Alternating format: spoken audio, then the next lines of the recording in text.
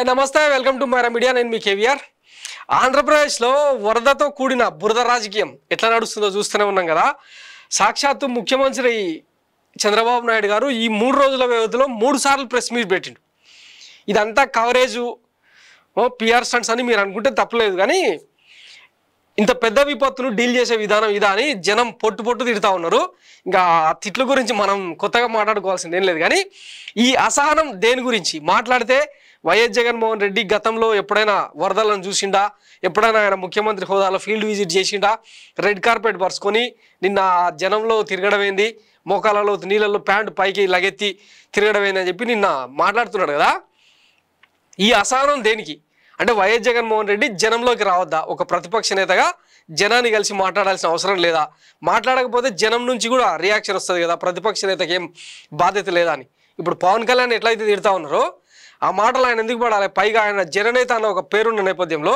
జనంలోకి వస్తే ఈయనకు వచ్చిన నొప్పేంది ఇప్పుడు ఫర్ ఎగ్జాంపుల్ ఒక నేతను చూస్తే కొంతమందికి ధైర్యం వస్తుంది భరోసా వస్తుంది మీరు ఎట్లాగో తిరుగుతూ ఉన్నారు విజయవాడ మొత్తం బోట్లు వేసుకోనో లేకపోతే ప్యాంటు పైకి ఎగదన్నో ఏదో ఒకటి చేస్తున్నారు బాగానే ఉంది మీ ప్రయత్నం మీరు చేస్తున్నారు ఆయన ప్రయత్నం ఆయన చేస్తున్నాడు వైఎస్ఆర్సీపీ శ్రేణులు మొత్తం కూడా వంటలు వండించి వాళ్ళకు తగిన రీతిలో సహాయ కార్యక్రమాల్లో పాల్గొంటూ ఉన్నారు ఎందుకు ఈ అసహనం అంటే జగన్మోహన్ రెడ్డి జనంలో ఉంటే మీకు ఏమైనా కడుపు మంటనా ఇది ఇప్పుడు జరుగుతున్న చర్చ ఒకవైపు మనం అంటే చూస్తే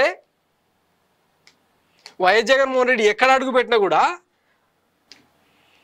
ఇక ఎక్కడ అడుగు పెట్టినా నిన్న కృష్ణలంకల దగ్గర ఆ రిటర్నింగ్ వాల్ ఏరియాలో కొంచెం పర్యటించే ప్రయత్నం చేసినారు ఇట్లా జనం సాధారణంగా స్వాగతం పలికి మీరు కట్టిన రిటైనింగ్ వాలే మమ్మల్ని కాపాడింది సార్ అని చెప్పి మాట్లాడుతూ ఉంటే ఇవన్నీ అంటే మీడియా మొత్తం ఇక జగన్మోహన్ రెడ్డిని కవర్ చేసే ప్రయత్నం చేస్తున్నాయి ఆ మైలేజ్ ఏదో నాకు రావట్లేదన్న అక్కసుతో ఇక ఇష్టానుసారం నోటికొచ్చిన బూతులన్నీ తిట్టే ప్రయత్నం చేస్తుండు ఒకసారి ఆయన ఏం మాట్లాడిండో మీకు చూపిస్తాగండి ఎస్కోబార్ అంట చార్లెస్ ఎస్కోబార్ కొంతమందికి ఇంకా ఉంది మీరు కూడా సమాజంలో భాగం సమాజంలో మీరు కూడా ఇలాంటి తప్పుడు సంకేతాలు ఇచ్చి మీ పరువు పోగొట్టుకోవద్దండి కమాన్ మెయిన్ స్ట్రీమ్ కు రమ్మని కోరుతున్నా ప్రజాహితం కోసం పనిచేయమని కోరుతున్నా చేయకపోతే వాళ్ళే ఏ విధంగా ఎలిమినేట్ చేయాలో వాళ్ళే ప్రజలే ఎలిమినేట్ చేసుకునే పరిస్థితి వస్తుంది అన్నింటికంటే ముఖ్యంగా ప్రజలు ఆలోచించాలి ఏంటంటే నేను వచ్చి 5 నిమిషాలు వచ్చి షో చేసి ఒక వ్యక్తికి ఒక పాకెట్ భోజనం ఇచ్చారండి ఒక వ్యక్తిని పరామర్శించారండి ఒక వ్యక్తిని సపోర్ట్ చేశారండి ఆ పేపర్ రాయించే కదా పాజిటివ్ గా ఏంటి ఇవన్నీ వికృతమైన చేష్టలు పనికిరాని చేష్టలు ఎవరు చేయరు ఇవన్నీ అందుకే నేను చెప్పాను ఎస్కోబార్ అని ఇదే మరి చేసేవాడు ఏం చేసిన ఇదే మరిగా ఏంది ఫ్రస్ట్రేషన్ ఎస్కోబార్ అనేది అందుకే అంట జగన్మోహన్ రెడ్డి అసలు పాలనకే పనికిరాడు అసలు రాజకీయాలకే పనికిరాడు ఈ భూమండలం మొత్తం మీద Joe Biden Hillary Clinton Obama వీళ్ళకంటే నేనే పాలన దక్షిణ అనే గోరోజనం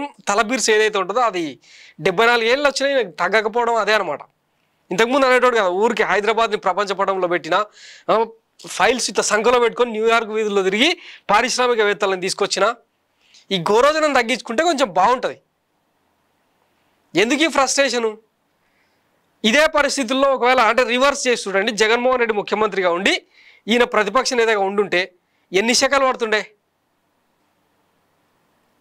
అంటే మనం చేస్తేనే సంసారం అవతల వాళ్ళు చేస్తేనే వ్యభిచారమా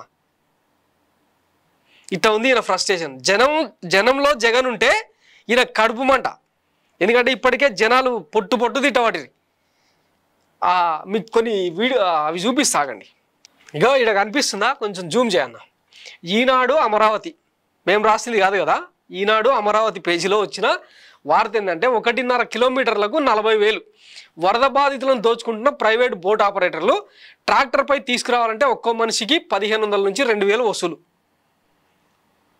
టీడీపీ గెజిట్ పత్రికలో రాసిన వార్త విజయవాడ వరద విలయంలో చిక్కుకుని అల్లాడుతున్న బాధితులను ఇదే అదనంగా కొంతమంది ప్రైవేట్ బోట్ ఆపరేటర్లు ట్రాక్టర్ యజమానులు పెద్ద ఎత్తున దోచుకుంటున్నారు ముంపు ప్రాంతాల నుంచి వారిని బయటకు తీసుకొచ్చేందుకు వేలల్లో వసూలు చేస్తున్నారు కిలోమీటర్న్నర దూరానికి ఒక్కో కుటుంబం నుంచి 40,000 వరకు గుంజుతున్నారు ట్రాక్టర్లలో తీసుకురావడానికి ఒక్కో మనిషికి 1500 నుంచి 2000 చొప్పున వసూలు చేస్తున్నారు. వన్ టౌన్లోని భవానీపురం చర్చి సెంటర్ నుంచి జోజీ నగర్ వైపు వెళ్ళే రహదారి, స్వాతి థియేటర్ వైపు వెళ్ళే రహదారులు, ఆ ప్రాంతాల్లోని నివాసాలు పూర్తిగా నీట మునిగిపోయాయి. గత 2 రోజులుగా ఇదే పరిస్థితి. విద్యుత్ సదుపాయం లేదు. అత్యవసరమైన బాధితులు బయటకు రావాలంటే పీకల్లోతు నీళ్ళలో నడవాల్సిన దుస్థితి.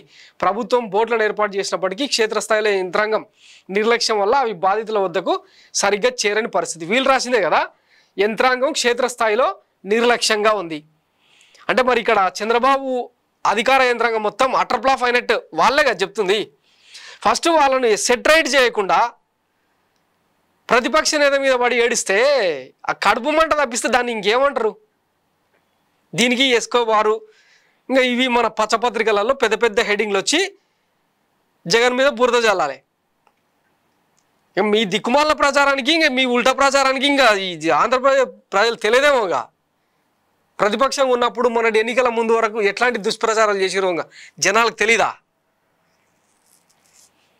సిగ్గుండాల కొంచెం అన్న 164 సీట్లు ఇచ్చిన ప్రభుత్వం ఇట్లా పనిచేసేది.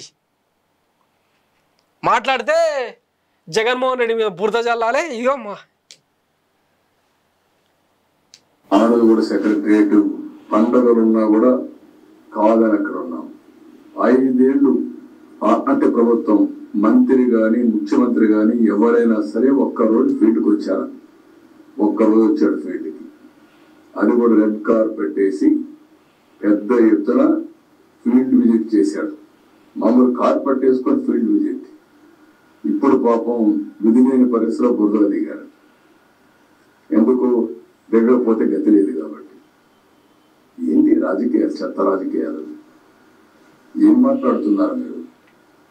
మనకంటే బోగు పత్రికలు, సారీ ఆ రోత పత్రికలు, చెత్త పత్రికలు, ఛానళ్ళు బొచ్చడున్నాయి కాబట్టి మనం ఏం చేసినా చూపెట్టడానికి మస్తు మంది ఉన్నారు. కానీ వైఎస్ జగన్మోహన్ రెడ్డికి ఆ పరిస్థితి లేదు కదా. సోషల్ మీడియాలో ఒక్కసారి ఇట్లా విజిట్ చేస్తే మొత్తం పడిపోద్ది. ఇది మనకు కడుపుమంట అనమాట.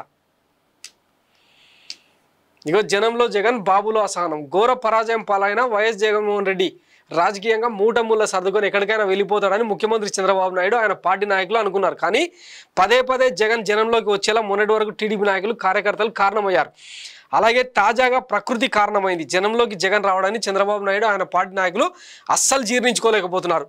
ఇడుపులపాయలో వైఎస్ఆర్కు నివాళులర్పించిన అనంతరం తాడేపల్లికి చేరుకున్న జగన్ అనంతరం ఆయన విజయవాడలోని సింగ్ నగర్ వరద ముంపు ప్రాంతానికి వెళ్లారు. జగన్ను చూడగానే జగన్ తమ కన్నీటి గోడు వినిపించారు. ప్రతి ఒక్కరిని జగన్ ఓదార్చారు. అనంతరం మీడియాతో మాట్లాడుతూ ప్రభుత్వ నిర్లక్ష్యం వల్ల ఇవాళ విజయవాడ మునిగిపోయేలా చేసిందని విమర్శించారు. అసలే వరద దెబ్బతో కూటమి ప్రభుత్వం సతమతం అవుతోంది. ఈ నేపథ్యంలో జగన్ ప్రజల్లోకి వెళ్ళడం ఆయన పేరేదో రకంగా చర్చనీయాంశం కావడాన్ని ముఖ్యంగా చంద్రబాబు జీర్ణించుకోలేకపోతున్నారు. అందుకే చంద్రబాబు మీడియా సమావేశంలో జగన్పై విరుచుకుపడ్డారు. జగన్ అనే పేరు చంద్రబాబులో బీపీ పెంచుతోంది.